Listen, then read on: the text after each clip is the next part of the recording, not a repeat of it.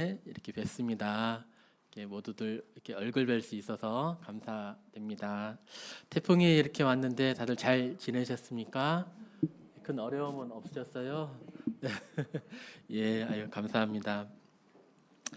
많이 바쁘실 텐데 이렇게 하나님 말씀을 사모하셔서 교회에 나오셔서 감사드립니다. 벌써 이제 6번째 시간이 되겠습니다. 오늘은 창조주이신 하나님이라는 제목으로 말씀을 드려보도록 하겠습니다. 지금까지의 내용을 잠깐 복습을 해보면 하나님의 살아계심을 이렇게 우리는 알 수 있음을 말씀을 드렸습니다. 하나님은 눈에 보이는 그런 분이 아니시죠. 그래서 하나님 보여주시면 제가 믿겠습니다 라고 하는 그런 질문 자체가 잘못되었다. 왜냐하면 그분은 영원하신 분이셔서 또 영이신 분이셔서 원래가 눈으로 볼 수 없는 그런 분이시다.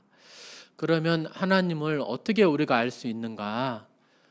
어떤 멋진 조각품들, 예술품들을 봤을 때 그 예술품들이 있었다는 말은 그 예술품 등의 품에 담겨진 어떤 지혜와 능력을 보면서 그 예술가가 이러한 지혜와 능력으로 이 예술품을 만들었구나라는 것을 알 수 있는 것처럼 만물들을 통해서 만물들을 지으신 그 하나님이 살아계신 것, 또 그분의 지혜와 능력을 알 수 있음을 말씀을 드렸습니다.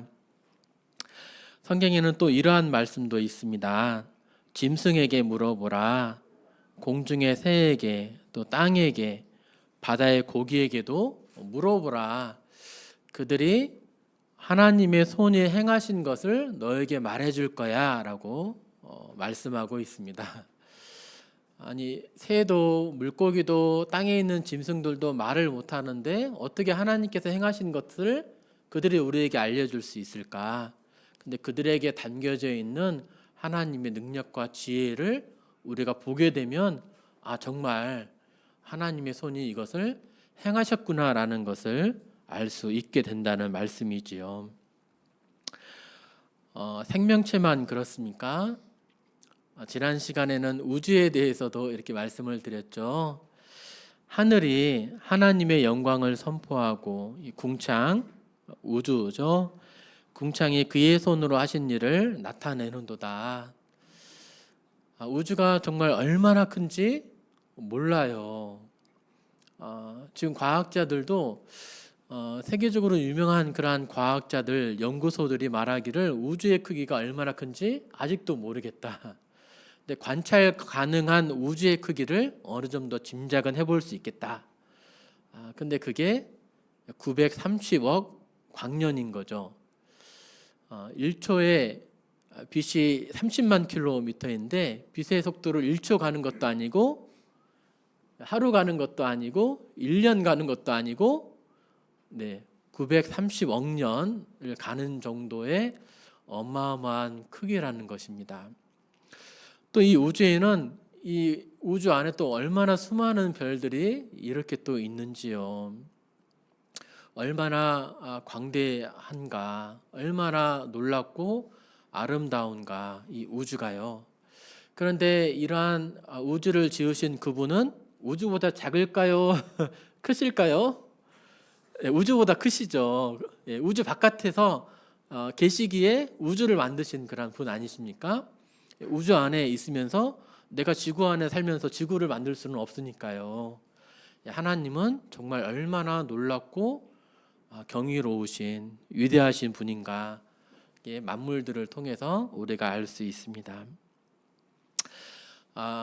이 만물들을 통해서 정말 하나님이 살아계심을 우리가 알게 되었다면 정말 하나님이 살아계시네. 이건 하나님이 아니고서는 이러한 만물들이 존재할 수가 없어 라고 느끼셨다면 이제 이러한 질문에 도달하게 되실 것입니다. 정말 하나님이 살아계시는 거 맞다. 그렇다면 하나님은 어떤 분이신가? 그분은 누구이신가? 나와 무슨 관계인가? 이런 게 아마 궁금하시게 될 것입니다. 하나님 그분은 어떤 분이십니까? 또 그분은 무엇을 하십니까? 또 그렇게 크시고 위대하신 하나님이 이렇게 작은 존재인 나와 무슨 관계가 있습니까? 한번 짧게나마 알아보도록 하겠습니다. 하나님은 어떠한 분이신가에도 사실 좀 많은 말씀을 드릴 수가 있어요. 그런데 오늘은 딱 한 가지 주제만 가지고 왔습니다. 하나님은 창조자이시라는 거예요. 모든 만물들을 만드신 그 창조자라는 그러한 얘기입니다. 하나님이 우주 만물들을 만드셨고 또 만물들 가운데 있는 나를 만드셨다면 이게 정말 확실히 맞다면 이게 가만히 있을 수가 없는 것입니다. 자, 여기에 찬송가가 있는데요. 찬송가를 제가 이제 만들었다고 치겠습니다. 이제 찬송가 이 종이가 있으니까 열심히 나무를 해서 나무를 가지고 종이를 만들고요. 또 가죽을 얻어다가 표지를 쌉니다. 그리고 여러 시간에 걸쳐서 이렇게 글로 적어가지고 찬송가 책을 제가 만들었습니다. 그럼 이 찬송가 책은 누구 것입니까? 제가 만들었거든요. 그 누구 거죠? 찬송가 책이? 제가 만들었으니까 제 겁니다. 즉 만든 사람에게 만든 것에 대한 소유권, 주권이 있는 거예요. 그렇습니까? 그러면 하나님이 만약에 모든 만물들을 만드셨다라고 했을 때 만물들에 대한 소유권, 주인이 될 권리, 주권 이런 게 누구에게 있겠습니까? 만물들 각자에게 있습니까? 하나님에게 있는 거거든요. 그래서 정말 이 부분은 정말 중요한 문제라 할 수 있겠습니다. 만약에 정말 나를 하나님께서 만드셨다면 나에 대한 주권이, 나에 대한 소유권이 누구에게 있습니까? 나에게 있습니까? 아니면 하나님에게 있습니까? 오늘 정말 나는 어떻게 만들어지게 되었는지 그 부분에 대해서 살펴보도록 하겠습니다. 여기 모두 다 이렇게 아름다운 모습으로 이렇게 앉아 계십니다. 네, 처음부터 이렇게 건장한 그런 모습으로 성인의 모습으로 이렇게 계시지는 않으셨죠. 10년 전, 20년 전, 30년 전에는 어떠한 모습으로 어디에 계셨습니까? 때로는 아이처럼, 아기처럼 또는 초등학생 모습으로 막 뛰어다니던 그런 시절이 아마 있으셨을 것입니다. 좀 더 멀리 가보면 그 이전에는 어떠한 모습이었을까요? 우리 각자는 사실 엄마 뱃속에, 아빠 뱃속에 있었던 조그마한 세포였던 사실을 혹시 알고 계십니까? 정자가 있고 난자가 있습니다. 이 둘이 우리 어머니 아버님이 사랑하셔서 이 정자와 난자가 만나서 만나게 된 결과가 우리 각자가 된 것이죠. 우리는 원래 인체에서 가장 작은 세포가 정자이고요. 인체에서 가장 큰 세포가 난자입니다. 지극히 작은 난자 이렇게 세포들이 만나서 지금의 나가 우리들이 이렇게 있게 되었습니다. 자, 어머니 뱃속에서 이렇게 수정이 되어 가지고 잉태돼서 이제 태아가 자라면서 출산에 이르게 되는데요. 수정이 되어서 태아가 되어져서 자라서 출산하게 되는 이 모든 과정이 사실은 신비의 연속입니다. 그냥 이렇게 되어질 수가 없어요. 그냥 이렇게 세포가 만나서 분열을 이루어가면서 자라게 되는 것이 그냥 이루게 되어질 수가 없는 신비로운 일입니다. 오늘 그 부분을 조금 살펴보도록 하겠습니다. 동영상 먼저 한번 보실까요? 네, 수십 년 전 우리들의 모습입니다. 네, 조그마한 하얀색 덩어리들은 정자가 되죠. 정자가 이제 여기서는 간단하게 나왔습니다만 난자를 만나는 데까지도 사실 험난한 길입니다. 3억 마리가 나와서 그 중에 하나가 난자를 만나게 되고요. 난자를 만나서 이제 배아가 이제 이루어지게 되는데 여기서부터 또 신비롭죠. 단순히 두 세포였는데 하나가 되었는데 여기서 태아가 생겨납니다. 심장과 각 장기들이 설계되어져 있는 것 마냥 누가 그렇게 하라고 한 것도 아닌데 그냥 이렇게 되어져 갑니다. 설계되어진 것처럼 착착착착 되어져요. 심장이 뛰고 신경계가 형성이 되고 코와 눈과 입이 생기고 손가락도 5개씩, 발가락도 5개씩, 그리고 남자인지 여자인지 생식기도 이때 태어나게 됩니다. 네.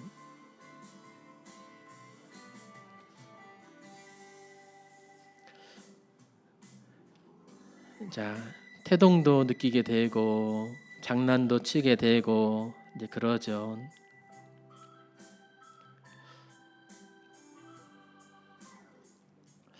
이때 심장이 뛰는데요. 1분에 150번 정도 뜁니다. 몇 주에 나오죠? 40주에 나오잖아요. 이때 한 3천만 번 정도 심장이 이미 뛰었어요. 3천만 번이나 작동되는데 고장 없는 그런 기계 심장인 거죠.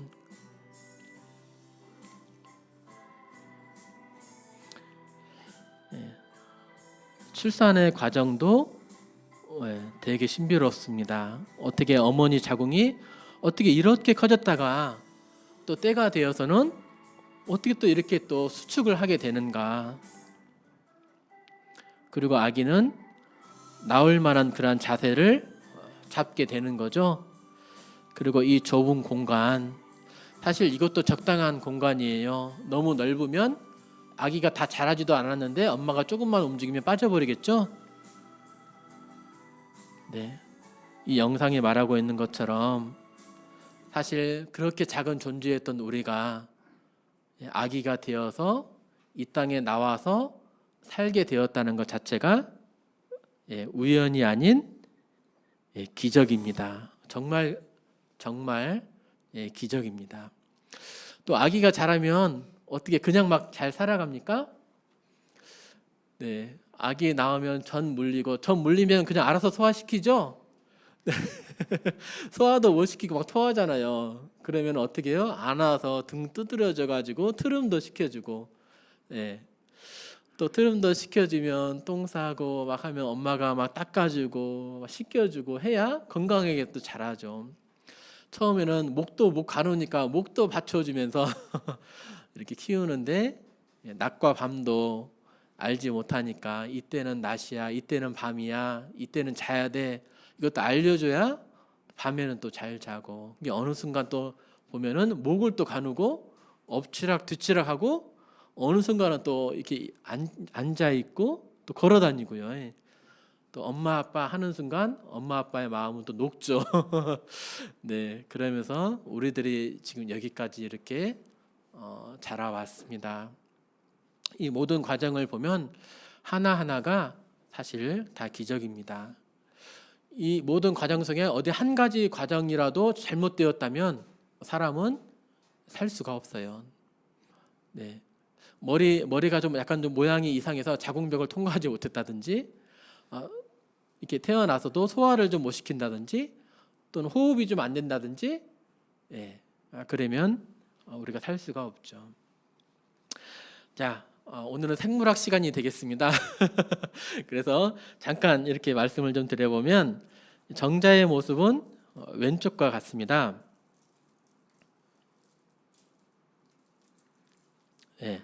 그리고 난자의 모습은 오른쪽입니다. 정자는 50 마이크로미터 정도 되고 난자는 250 정도 됩니다. 근데 머리가 가장 커서 이 머리만은 5 마이크로미터 정도 됩니다. 그러면 이 머리 부분하고 난자를 비교를 해봤을 때 한 50배 정도 크기예요. 예, 50배 1cm일 때 50cm. 근데 이게 공으로 생각을 해보면 1cm 구슬하고 50cm 공하고 이 차이가 되는 거예요. 어마어마한 차이겠죠? 네. 정자가 난자를 어떻게 만나게 되는가 이것도 좀 신기한데요. 이제 아버지 옆구리에서 이제 정자가 이제 사정이 됩니다. 그때 정자가 나온 개수가 3억 마리. 예, 3억 마리. 3억 마리 중에서 한 마리가 1등을 했는데 그게 저인 거죠. 3억 대 1의 벽을 뚫고 예, 우승을 해가지고 이렇게 나오게 되었는데요. 예, 3억 마리의 정자가 이렇게 나오게 됩니다. 그때 자궁 경부를 통과한 것이 30만 마리, 또 자궁 내부 통과한 것이 6만 마리, 또 난관을 입구에 도착한 것이 200에서 300마리. 이 중에 오직 한 마리의 정자만이 난자를 만나게 됩니다. 가려서 여러분들이 이렇게 태어나게 된 정자 중에서도 힘없는 정자 아니고요. 가장 힘 있는 가장 좋은 그런 정자가 여러분들이셨습니다. 여기 보면 여기가 이제 질의 입구고 여기가 이제 경부 목이라는 얘기죠. 자궁 경부암 혹시 들어보셨죠? 이쪽에 이제 이게 종양이 잘 생겨요. 여기를 이제 지나서 이렇게 자궁 몸통을 지나서 이렇게 나팔관을 통해서 난소가 있는 데로 이렇게 만나게 됩니다. 한 28cm 정도 이렇게 이동을 하게 되는데 정자에게 있어서는 수천 킬로미터 정도나 되는 그런 거리인 셈이죠. 수시간에 걸쳐서 이 난자에 도착을 하게 됩니다. 근데 삼형마리가 땡 하면은 누가 가르쳐 주지도 않았는데 신기한 것은 이 난자를 향해서 달려가요. 누가 알려줬을까요? 아니 그냥 가만히 있는 게 정상인데 그렇잖아요. 가만히 있거나 아니 밑으로 빠지는 게 정상이에요. 근데 삼형마리가 동시에 난자를 향해서 이렇게 다른박질을 합니다. 왜 그렇게 되었을까요? 마치 그렇게 설계되어져 있는 것처럼 프로그램 되어져 있는 것처럼 난자를 향해서 이렇게 갑니다. 과학자들이 연구를 해보니까 어떻게 정자가 난자를 향해서 찾아갈까? 이게 참 신기하다. 정자가 오도록 어떠한 냄새를 맡을 수 있는 어떤 호르몬 같은 것을 분비를 하나? 그런지도 모르겠다. 하나의 가설을 세웠고요. 두 번째는 온도 차이가 좀 있다. 여기 나팔관과 자궁이 있는 데에는 나팔관과 난소가 있는 데는 온도 차이가 좀 나니까 온도차 때문에 이쪽으로 가는 거 아닐까? 이렇게 생각을 하고 있습니다만 왜 그런지 아직 명확하게 몰라요. 네. 이것도 신비로운 거죠. 자, 이제 3억 대 1을 뚫고 이제 수천 킬로미터 정도를 여행을 해가지고 내가 1등을 해서 난자를 만났습니다. 만나고 보니까 난자가 커다란 벽에 이렇게 둘러싸여 있는 거예요. 내 DNA 정보를 전달을 해줘야 수정이 이루어지게 될 텐데 아시죠? 정자 23개 염색체, 난자 23개 염색체가 만나서 사람을 이루게 되잖아요. 그래서 이 염색체를 전달을 해줘야 수정이 이루어지게 되는데 난자는 커다란 보호막에 둘러싸여 있게 됩니다. 어떻게 정자의 머릿속에 있는 염색체, 이 유전자를 난자에게 전달해 줄 수 있을까요? 커다란 막을 소화시킬 수 있는 이 소화 효소가 이미 정자 머리 안에 이미 가지고 있던 거예요. 신기하죠? 그래서 만나게 되면 소화 효소가 분비가 되면서 그 벽이 녹아요. 그렇게 되면 다음 또 절차가 다음 단계가 이미 프로그램화 되어져 있는 것처럼 이게 염색체를 난자 안에다가 넣어줍니다. 그러면 염색체가 가서 서로 만나게 되면서 이제 배아가 이제 생겨나게 되는 것입니다. 근데 또 신비로운 것이 있죠. 아니 수백 개가 도달을 이렇게 하게 되는데 이 정자도 만나고 저 정자도 만나고 하면 어떻게 되죠? 그러면 어떻게 되죠? 그 쌍둥이가 아니에요. 예, 쌍둥이가 아니에요. 원래 일란성 쌍둥이, 이란성 쌍둥이에는 이란성 쌍둥이는 난자가 두 개예요. 예, 두 개가 배란이 돼가지고 정자가 각각 만나서 된 거예요. 일란성 쌍둥이는 난자 하나에 정자 하나가 만나서 이루어지는데 나중에 분열 과정을 통해 가지고 각각으로 되어 가지고 일란성 쌍둥이가 되어지는 거예요. 근데 염색체가 23개 엄마 거 또 정자 23개가 와야 되는데 또 23개가 또 오면은 염색체가 많아지면 어떻게 돼요? 예, 그냥 유산이 되는 거예요. 그냥 죽는 거예요. 태어날 수가 없는 거예요. 염색체가 한 가지만 이상해도 예, 무슨 증후군 병이 생기잖아요. 보통 죽어요. 그래서 두 마리가 이렇게 들어가게 되면은 안 돼요. 근데 두 마리가 안 들어가잖아요. 왜 그렇습니까? 예, 이 신기하게도 정자가 벽을 뚫고 난자를 만나는 순간에 전기작용이 일어나요. 그 순간에 전기작용이 일어나서 태포막 자체가 변해요. 그래서 다른 정자가 뚫지 못하게 됩니다. 네, 이것도 이미 이렇게 되어져 있기 때문에 가능한 거죠. 예. 그리고 가령 동물과 고양이 뭐 다른 종류끼리 만나게 되면은 생식세포가 만나게 되면 어떻게 잉태가 될까요? 안 돼요. 왜 안 되죠? 예, 아무런 반응이 일어나지 않습니다. 예, 같은 종류 아니면 왜 그래요? 서로 인식을 할 수가 있어요. 예, 예, 열쇠와 뭐죠? 열쇠와 열쇠 구멍이 딱 맞아야 이렇게 작동이 되잖아요. 문을 열 수 있잖아요. 그런 것처럼 난자에 있는 단백질하고 정자에 있는 단백질하고 이렇게 아귀가 맞아야 돼요. 그래야 서로 인식을 하게 되면서 다음 단계로 반응을 할 수가 있는 거예요. 네, 이것도 참 신기한 일이죠. 네, 그렇습니다. 그래서 사실 정자가 여기 질에서 자궁 경부를 지나서 자궁 나팔관 팽대구에서 만나 가지고 이렇게 수정이 되어지게 됩니다. 수정이 되어지면은 그 다음에 단계가 있습니다. 이 수정란이 어디로 가야 되냐면 이 나팔관에 있게 되면 안 돼요. 여기서는 못 자라요. 아기 집으로 이동해야 되잖아요. 근데 이 수정란에는 이동할 수 있는 힘이 없어요. 정자는 원래 이렇게 편모가 있어가지고 꼬리가 있어서 꼬리가 왔다 갔다 하면서 추진력을 얻게 돼요. 근데 난자는 커다란 공이에요. 추진력을 얻을 수가 없어요. 어떻게 가게 될까요? 예, 여기에는 특이하게도 선모가 있어요. 1mm 정도나 되는 이제 우리 소화관 보면은 선모가 있어서 막 움직이는 거 혹시 보셨어요? 그런 것처럼 여기에 선모가 있어서 수정란을 밀어줘요. 예. 혹시 이 기능이 고장이 나면은 여기에 착상이 이루어지게 되면 자궁의 임신이라는 소리 혹시 들어보셨어요? 예, 여기서 아기가 태어나다가 결국은 죽게 되죠. 이때는 혈복강 배에 이제 피가 나게 되면서 어머니에게 그 위험한 상황이 되어집니다. 근데 보통은 그러지 않아요. 이건 병이고 어떻게 되냐면 선모를 따라서 아기 집으로 정확하게 이동을 하게 되고 기생충이 숙주 안에 파고들어서 살아가는 것처럼 이렇게 아기 집 안에 수정란이 파고 들어가서 그래서 영양분을 공급을 받으면서 살아가게 됩니다. 또 원래는 이렇게 자궁 내막도 좀 신기하죠.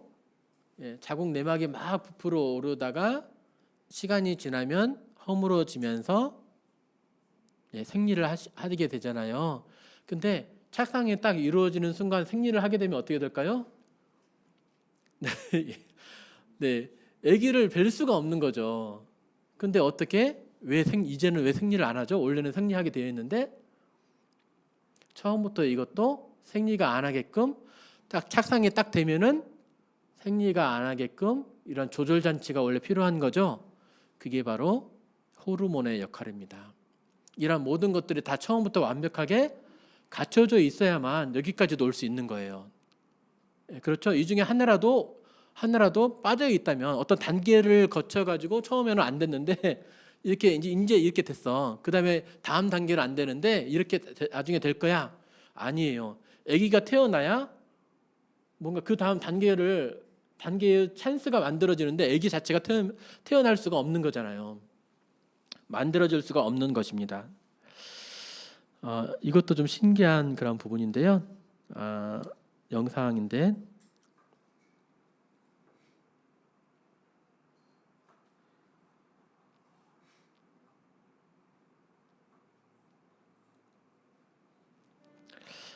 Fertilization is the epic story of a single sperm facing incredible odds to unite with an egg and form a new human life. It is the story. Meanwhile, inside the egg, 시간 관계상 아까 그 신기한 부분들은 좀 아까 보신 부분이랑 좀 비슷해가지고요. 넘어가고요. 자, 이제 난자를 만난 것 같습니다. 네, 그때 이제 염색체를 전달을 해줘야 되잖아요. 염색체가 이전에 제가 보여드린 그 X, Y, 막대기처럼 처음에 이런 구조가 아니에요. 실처럼 이렇게 되어 있습니다. 근데 이게 변형이 돼요. 만날 수 있을 수 있도록 변형이 됩니다. 오른쪽에 있는 건 정자의 염색체고 왼쪽에 있는 건 난자의 염색체인데 처음부터 23개가 완벽히 갖춰져 있는 건 아니고 만나게 될 때쯤에서 난자는 분열을 하게 돼요. 분열을 하게 되면서 23개가 만들어지게 되고 또 정자의 난자 23개가 만나서 수정이 이렇게 이루어지게 됩니다. 네. 눈에 보이는 어떤 세계인가요? 현미경으로 봐도 잘 안 보이는 그러한 미지 세계에서 이러한 신기한 일이 이루어지고 있다는 거예요. 염색체가 어떻게 이렇게 만나게 돼서 태아가 생겨나는지 보셨습니다.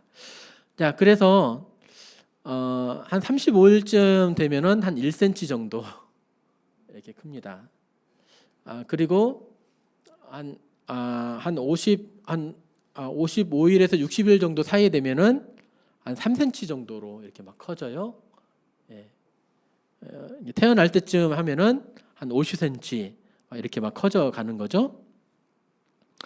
네, 처음에는 우리가 이렇게 작았다니까요. 네, 1cm도 안 되는 조그만한 것이었습니다. 네, 수정란에서 포백이 4주, 6주, 9주, 3개월, 4개월 되고 40주가 지나면 이렇게 이쁜 아기가 이렇게 태어나게 되죠. 여기까지의 과정이 정말 너무나도 신비로운 그런 일들임을 보게 됩니다. 산부인과 선생님께 받은 영상인데요. 한번 볼까요?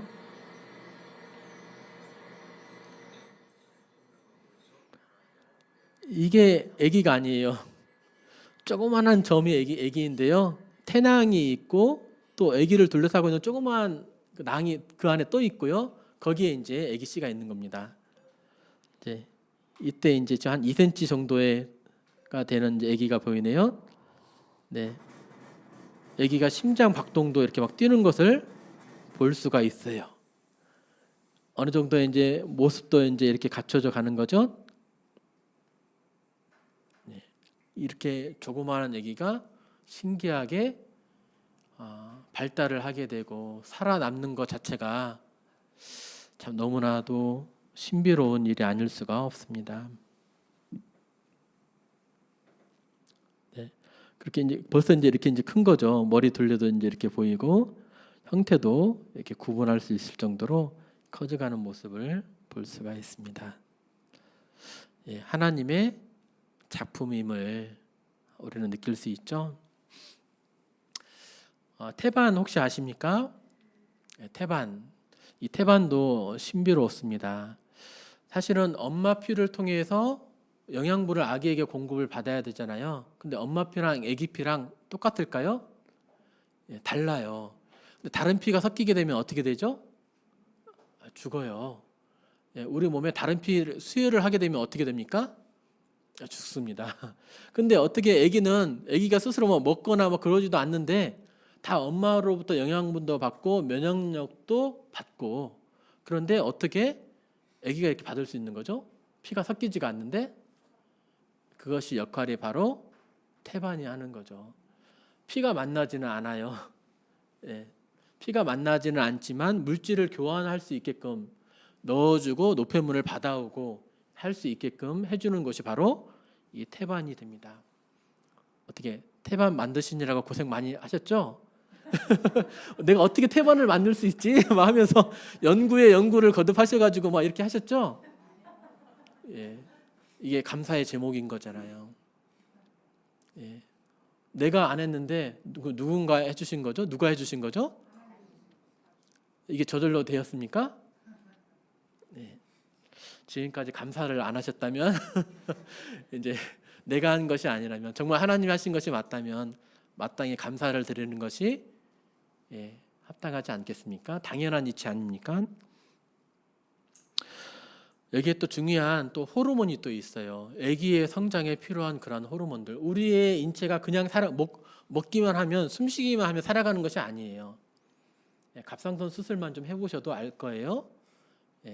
우리 몸에는 여러 호르몬들이 꼭 살아가는데 꼭 필요합니다. 발달에도 필요해요. 근데 아기가 이렇게 잘 발달할 수 있도록 아기 스스로 호르몬을 만들지 못해요. 어디서 호르몬이 나오냐면 태반에서 나와요. 15가지 이상, 우리가 알려진 것이 15가지인데 그 이상의 호르몬들이 아이에게 주어지면서 아기가 정상적인 발육을 행하게 됩니다. 탯줄도 한번 살펴볼까요? 탯줄 이렇게 생겼어요. 쉽게 끊어지던가요? 안 끊어지. 되게 미끄럽고 끊어지지도 않고 이렇게 안 되잖아요. 손으로 절대 안 돼요. 근데 이 탯줄이 어머니의 피와 나온 피와 피가 이렇게 나와가지고 교환을 이렇게 하지 않습니까? 이게 혈관 덩어리예요, 말하자면. 근데 아기가 태어나게 되면은 이 탯줄이 어떻게 되어져야 되죠? 잘라야 돼요. 그냥 자르면 피가 많이 나올 거 아닙니까? 근데 탯줄이 신기하게도 와튼 젤리라고 하는 물질인데요. 공기와 접촉을 하게 되면 이게 수축을 하게 돼요. 동맥도 있고 정맥도 있고, 그런데 이게 수축을 하게 되면서 5분 정도 지나면 물어놓는 것처럼 이제 말라가지고 탯줄의 맥박, 원래는 동맥이 있거든요. 이 맥박이 이제 이렇게 마르게 되면서 수축하게 되면서 맥박이 이제 안 뛰게 되는 거예요. 여기서 신기하죠? 애기 이제 막 신생아가 나왔는데 피가 안 멈춰. 그러면 어떻게 돼요? 자, 태지 보겠습니다. 깔끔하지는 않네요. 근데 이 태지가 아이한테는 꼭 또 필요한 거랍니다. 아기가 10개월 동안이나 엄마 뱃속 양수 속에 있는데 어떻게 불어 터지지 않죠? 우리 이렇게 수영장에 한 20분, 30분만 이렇게 손을 넣으면 어떻게 됩니까? 불잖아요. 근데 아기는 왜 안 그러죠? 이게 바로 이제 태지의 역할입니다. 적절한 보수 상태, 너무 많지도 않고 적지도 않고 그 상태를 태지가 이렇게 유지를 해주는 거예요. 또 미생물로부터, 아이는 이제 이 감염력에 취약하니까 미생물로부터 보호하는 역할도 하고요. 또 출산 시에 또 빳빳하면 어떻게 되죠? 나오는데 빳빳하면은 정말 고생 많이 하고 피도 많이 날 것이고, 그런데 뭡니까? 윤활제 역할을 이렇게 또 해준다고 합니다. 네, 참 신비롭죠. 자, 여기까지의 과정을 보면 이게 어떻게 저절로 되었을까요? 예, 누가 우리를 만들었을까요? 부모님께서 만드셨을까요? 예, 그러신 것 같진 않아요. 예, 제가 봐도 우리 애들이 셋인데 나를 안 닮았으면 하는 것까지도 닮았더라고요. 키도 조금 좀 컸으면 좋겠고, 네, 이렇게 운동도 잘하고 공부도 잘하고 성격도 좋고 다 이렇게 막 하면 좋은데 예, 조물주의 섭리대로 만들어지는 거 아닙니까? 내 스스로 뭐 머리털 색깔 하나 뭐 어떻게 할 수가 없어요. 키 뭐 1cm 좀만 더 크게 할 수도 없고 몸무게도 내 마음대로 되어지는 것이 아니에요. 우리 부모님의 마음대로 된 것도 아니에요. 근데 어떻게 제가 이렇게 이런 신비로운 과정, 우연히 되어질 수 없는 이런 기가 막힌 그러한 과정들을 통해서 제가 이렇게 태어났고 이렇게 성장할 수 있게 되었을까요? 저절로 되었을까요? 자, 이게 사과밭이 있네요. 사과가 있습니다. 때가 지나면 사과는 중력에 의해서 그냥 무질서하게 그냥 떨어집니다. 예, 그렇습니까? 그냥 사과가 이렇게 흐트러져 있다면 누군가가 따서 이 땅에 놓아 놓은 것입니까? 아니면 그냥 저절로 그냥 떨어진 것입니까? 그냥 저절로 떨어진 거죠. 이거 누군가가 이렇게 떨어 놓은 것 같지는 않아요. 근데 만약에 사과가 땅바닥에 있는데 크기대로 배열되어 있어. 예, 딱 줄 맞춰서 크기 순서대로 크기 작은 거부터 큰 것까지 이렇게 딱 배열되어 있고 예, 간격도 똑같아요. 그러면 저절로 되었습니까? 아니면 누군가가 그렇게 해놓은 것입니까? 예, 어떤 질서와 조화를 보게 되었을 때에는 예, 우연히 이렇게 되어진 것이 아니에요. 이 사과 배열만 놓고 봐도 그래요. 아무리 긴 시간을 갖다 놓는다 할지라도 사과가 이렇게 떨어졌을 때 이렇게 배열을 갖출 수가 없어요. 이건 누군가가 분명 해놓은 거예요. 자, 전기 모터입니다. 어떤 작은 조그만 기계 하나가 목적을 가지고 조화를 이루면서 작동을 하게 되면 사람이 만든 것입니까? 아니면 저절로 이렇게 생겨난 것입니까?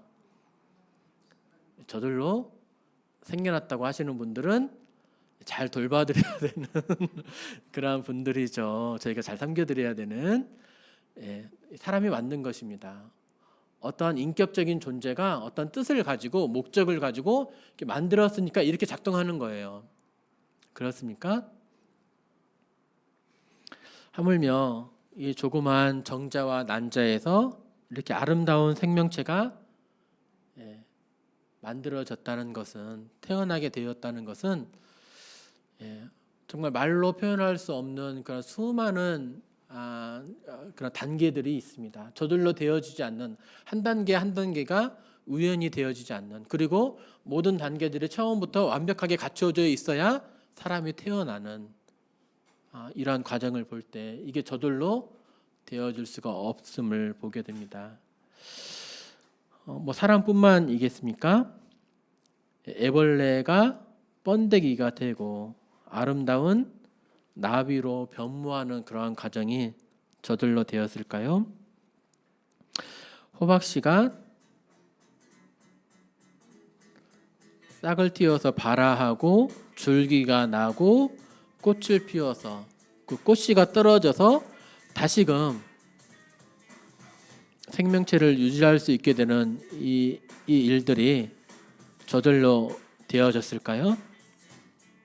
이것들이 앞서 보여드린 전기 모터보다도 간단한 거다라고 말할 수 있을까요?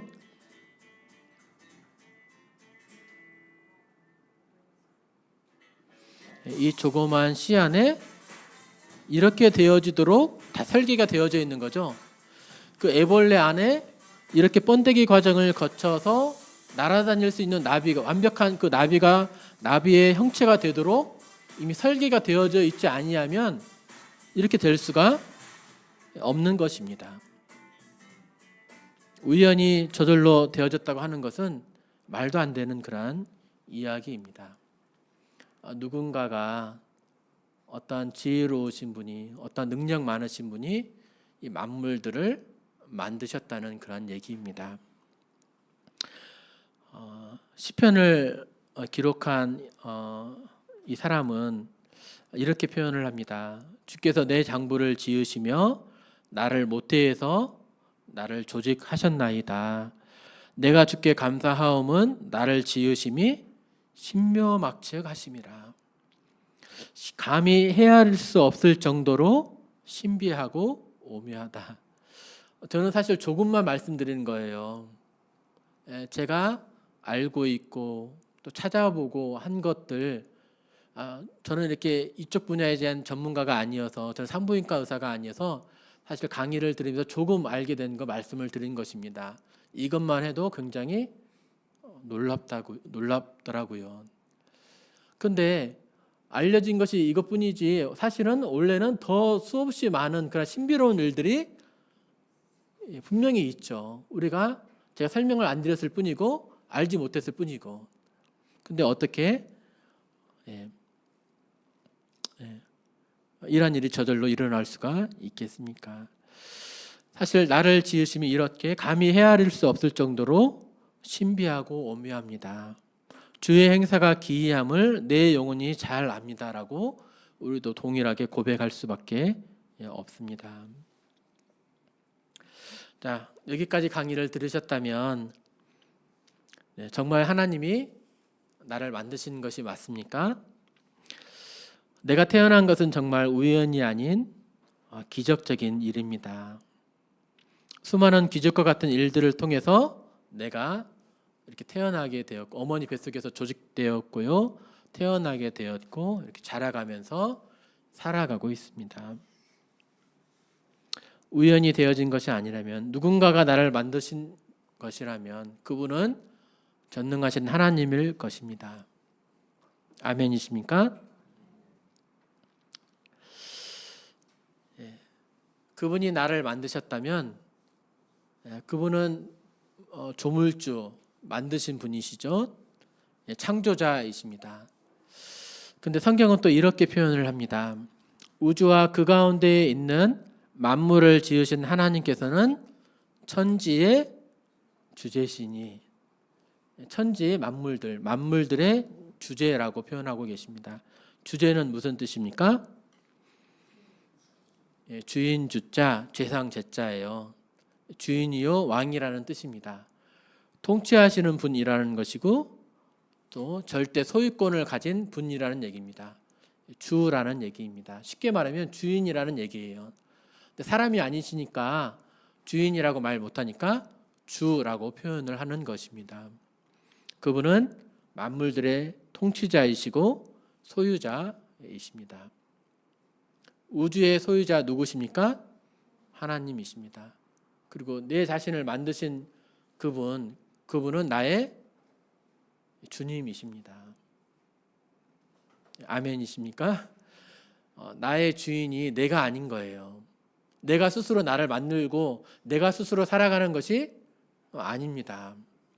이 찬송가를 제가 만들었다면 이 찬송가의 주인은 나인 거지, 이 찬송가 스스로 자기가 주인이다 말하고 하는 것은 잘못된 거예요. 은혜를 망각한 거예요. 하나님은 만물의 창조자이시기에 창조주이십니다. 그래서 하나님을 창조자라고도 부르기도 하지만 창조주로 이렇게 부릅니다. 정말 하나님이 창조주시라면 만물들을 만드신 그분께 경배하고 섬기고 감사드리는 것은 어떠한 일입니까? 어려운 일입니까? 하나님을 섬기는 것이 합리적인 일이고 이치에 맞는 일이고 또 당연한 일이고 마땅한 일임을 알게 됩니다. 성경에 보니까 만물을 만드신 목적이 있어요. 왜 하나님께서 혼자 지내셔도 되는데 그렇게 광대하시고 능력 많으신 분께서 왜 만물들을 지으셨는가? 뒷부분 보시면 주 우리 하나님이여 영광과 존귀와 권능을 받으시는 것이 합당하오니 주께서 만물을 지으신지라. 찬양을 받으시기 위해서, 예배를 받으시기 위해서 만물들을 이렇게 지으셨습니다.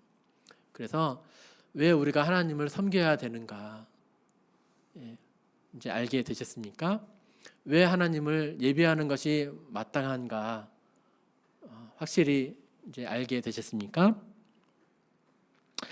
하나님이 나를 만드셨다면, 그분이 정말 살아계시고 나를 만드셨고 나를 살아가게 하신 분이시라면 그분께 경배를 드리는 것이 당연합니다. 나를 길러주신 부모님께, 또 가르쳐주신 선생님들에게